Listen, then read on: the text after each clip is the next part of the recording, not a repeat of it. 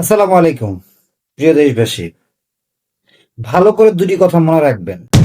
Number এক, শরীফ ওসমান হাদি হত্যার বিচার হইতেই হবে। ঠিক আছে, এটা যদি কিন্তু ছাড়া শরীফ হাদি হত্যার বিচার হইতেই হবে। আর দ্বিতীয় কথা হচ্ছে, বাংলাদেশে যত ভারতীয় আধিপত্যবাদ বিরোধী যত শক্তি আছে, জামাত ইসলাম থেকে শুরু করে, শিবির থেকে শুরু করে, এনসিপি থেকে শুরু করে, আপনারা যারাই আছেন, ছাত্র শক্তি, যুব শক্তি, সবাই বিভেদ ভুলে গিয়ে আগামী ইনসাফের বাংলাদেশের জন্য, স্বৈরাচারকে দমন করে রাখার জন্য, ঠেকায় রাখার জন্য একজোট হয়ে একতাবদ্ধভাবে থাকেন ইনশাআল্লাহ। স্বৈরাচার টৈরাচার দিয়ে কোনো কাজ হবে না। আমাদের জন্য সবচেয়ে বড় প্লাস পয়েন্ট হচ্ছে, বিগত 17 বছর সংসদে কোন শক্তিশালী বিরোধী দল ছিল না, এবং যে বিরোধী দলগুলো ছিল সেগুলো হচ্ছে চাটুকারিতা, দালালি করে চলছে। এখন এই ইনসাফের বাংলাদেশে কোনো দালালি, কোনো চাটুকার বিরোধী দল নাই। এটাই হচ্ছে আমাদের বাংলাদেশের ইনসাফের জন্য সবচেয়ে বড় শক্তি। ধন্যবাদ সবাইকে। ইনকিলাব জিন্দাবাদ।